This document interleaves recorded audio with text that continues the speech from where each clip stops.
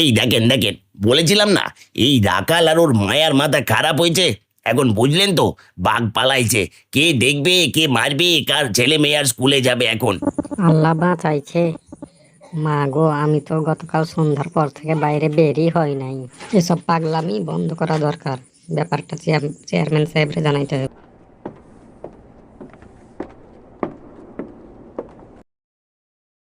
কিন্তু এই গুজব কিভাবে ছড়ালো? কেউ কি দেখেছে বাঘটা কোথায়? নাকি এইটাও সেই ফেসবুকে রাজাইরা গুজব? যাচাই না করে এইভাবে হইচই করলে গ্রামের ক্ষতি হবে তো। আমি পোস্টটা দেখেছি ভাই, কারো নাম নেই, জায়গারও নাম নেই, শুধু লেখা এক খামার থেকে বাঘ পালিয়েছে। রাখাল ভাইয়ের খামার তো এখনো শুরুই হয় নাই। তুই জানিস কি, ওরা তো এখনই প্ল্যান করছে, কাল হইলেও আনতে পারে বাঘ। এখনই আটকানো দরকার। চেয়ারম্যান সাহেবরে ডাকি, আজকে একটা মিটিং ডাকতেই হবে। রাখাল, লাবণী, তোমাদের স্বপ্ন ভালো, আমিও বলেছিলাম পাশে থাকবো, কিন্তু এখন গুজব ছড়াচ্ছে, মানুষ ভয়ে আছে। কেউ কেউ বলেছে তুমি গোপনে খামার শুরু করে ফেলেছো। তোমরা কি বলো? চেয়ারম্যান সাহেব, আমাদের প্রকল্প এখনো কাগজ কলমে আছে। আমরা একটা গাছ পর্যন্ত কাটিনি, একটা খাঁচাও বানাইনি। কিন্তু জানেন কেন গুজব ছড়ায়? কারণ আমরা সচেতন না, আমরা নিজেরা জানি না, তাই ভয় পেয়ে বসে থাকি। আজকে আপনি বলুন, যদি কোনো গরু পালায়, সবাইকে গরুর খামার বন্ধ করতে চায় না। তবে বাঘ মানে এত ভয় কেন? আমরা বলছি না বাঘ এনে খোলা ছেড়ে দেব, আমরা বলছি সুরক্ষিত কেন্দ্রে মানুষ জানবে, দেখবে এবং শিখবে। চেয়ারম্যান সাহেব, এই যে ভয়, এটা আমরা কাটাতে চাই। এই গ্রামের শিশুরা যারা এখন জানে না কেন বাঘ বিপন্ন, তারা যেন জানে।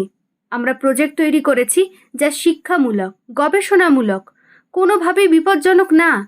কিন্তু যদি আপনি মনে করেন এই গুজবের সামনে মাথা নোয়ানো উচিত, তাহলে আমরা আজই থেমে যাব। কিন্তু জানবেন, ভয় যত পোষা হয়, সাহস তত মরে যায়। আমার ভয় ছিল, এখনো আছে, কিন্তু ওদের মুখের কথা শুনে আমার নিজের ছেলে মেয়েদের কথা মনে পড়ছে। আমরা যদি নতুন কিছু করতে না দিই, তাহলে গ্রামের ছেলে মেয়েরা শহর বা দেশের বাইরে গিয়ে বড় কিছু কিভাবে করবে? তোমরা সাহসী। আজকের এই সবাই আমি ঘোষণা দিচ্ছি, যদি এই প্রকল্প নিরাপদ থাকে, সঠিক অনুমোদন থাকে, তাহলে ইউনিয়ন পরিষদ পাশে থাকবে।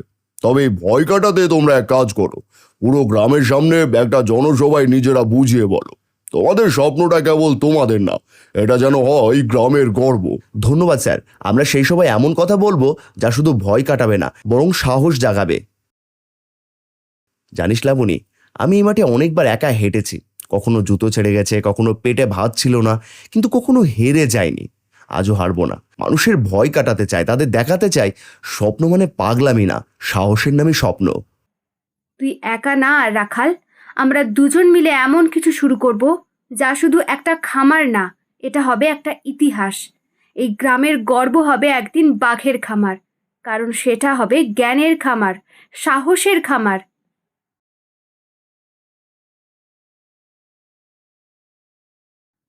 তোকে একটা কথা বলি রাখাল, এতদিন তোকে সবাই পাগল বলছে, কেউ বলছে বেহায়া, কেউ আবার ডাকে শয়তান। আজ দেখ, তুই কারোর সামনে মাথা নিচু করিসনি, বরং মাথা তুলে দাঁড়িয়ে আছিস। আজ তোর স্বপ্ন চোখের সামনে দাঁড়িয়ে আছে, এই মাঠেই, এই কাঠের প্ল্যাটফর্মে। কি কেমন লাগছে? লাবণী, আমি চোখ বন্ধ করলে এই মাঠটা দেখতাম। এই জায়গায় বাঘ দেখার খাঁচা থাকবে, সেই পাশে থাকবে দেয়াল জুড়ে আঁকা ইতিহাস। কেউ এসে বলবে বাঘ বিলুপ্ত হচ্ছে কেন, আমরা জবাব দেব। আমরা শুধু গ্রাম না, একটা উদাহরণ হব। শহরের লোক আসবে আমাদের গ্রামে শেখার জন্য। আর এইসব কিছু শুরু তুই, আর তোর সেই এক কথাই। চেষ্টা না করলে জানবি কিভাবে? তোর চোখে আমি ভয় না, সাহস দেখেছি। আমি জানি একদিন তোর মুখেই বলা হবে, আমার গ্রাম, আমার কেন্দ্র, আমার গল্প। আর যদি কেউ তোকে দেখে, সে বুঝবে স্বপ্ন মানে শুধু শহরে যাওয়া না, গ্রামেই কিছু গড়া যায়।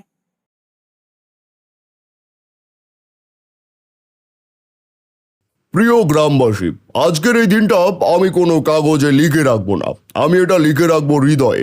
কারণ আজ আমরা একটি ভয়ের বিরুদ্ধে জিতেছি।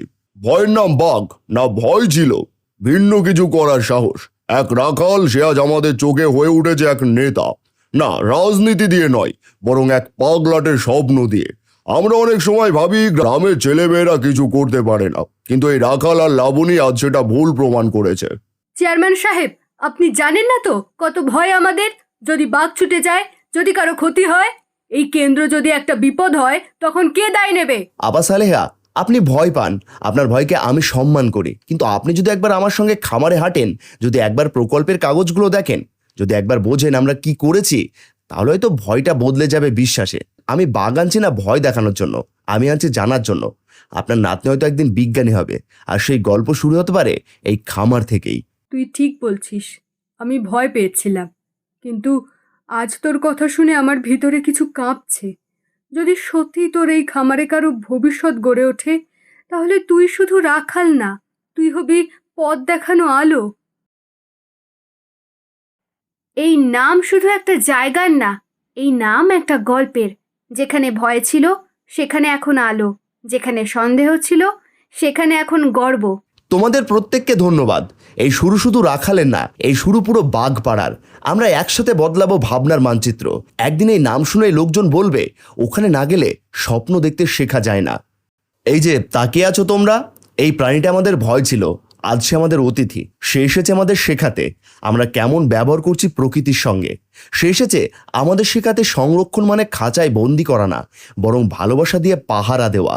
এই বাঘ শুধু রাখালেন না, এই বাঘ আমাদের বাচ্চাদের শিক্ষা, নারীদের আত্মবিশ্বাস আর আমাদের ভবিষ্যতের প্রতীক। যে গ্রামে মেয়েরা ভয় পেত ঘর থেকে বেরোতে, সেখানে আজ মেয়েরা এসে বলছে, আমি রাখালের মতো সাহসী হতে চাই। এই একটা প্রাণী আমাদের চোখে আঙুল দিয়ে দেখিয়ে দিচ্ছে আমরা ভয় ভুলে জেগে উঠেছি। আমি তোকে নিয়ে অনেক কথা বলেছি রাখাল, বলেছি পাগল, উটকো ছেলে, স্বপ্নবাজ, বেকার।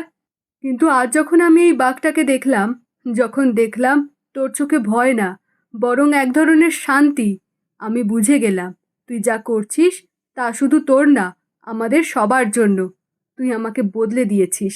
তোর স্বপ্নে আজ আমি নিজের ছেলে মেয়েদের ভবিষ্যৎ দেখছি। আপা, আমি একা কিছুই না, আপনি বিশ্বাস করেন বলে আমি আজ এখানে।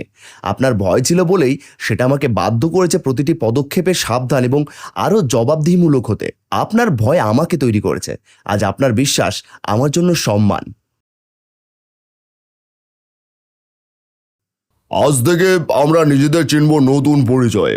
আমরা সেই গ্রাম যেখানে এক রাখাল দেখিয়েছে পরিবর্তন সম্ভব, যেখানে এক মেয়ে লাবণী দেখিয়েছে সাহস কিভাবে নীরব বিপ্লব ঘটায়।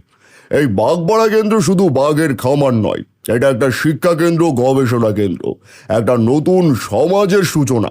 এখানে শহরের ছেলেমেয়েরা আসবে পড়তে, জানতে, দেখতে যে পরিবর্তন গ্রাম থেকেও শুরু হয়। রাখাল, আজ তোর পাশে দাঁড়িয়ে আমি ভাবছি কত দূর আমরা আসলাম। যেখানে সবাই ভাবতো আমরা শুধু গরিব, অশিক্ষিত, সেখানে এখন শহরের লোকজন এসে আমাদের প্রশংসা করে। তুই কোনোদিন ভেবেছিস এমন হবে? ভাবি নাই। আমি শুধু একটা জিনিসই জানতাম, যদি একবার চেষ্টা করি তবে অন্তত ব্যর্থতার সাথে গর্ব নিয়ে দাঁড়াতে পারবো। আর যদি একটাও শিশুই খামার দেখে নিজের ভবিষ্যৎ কল্পনা করে, তাহলে সেই চেষ্টা সার্থক। তুই জানিস, তোর স্বপ্ন শুধু তোকে না, আমাকেও বদলেছে। তুই আজ রাখাল না, তুই আমাদের গ্রামের ভাষা, সাহস আর ভবিষ্যৎ।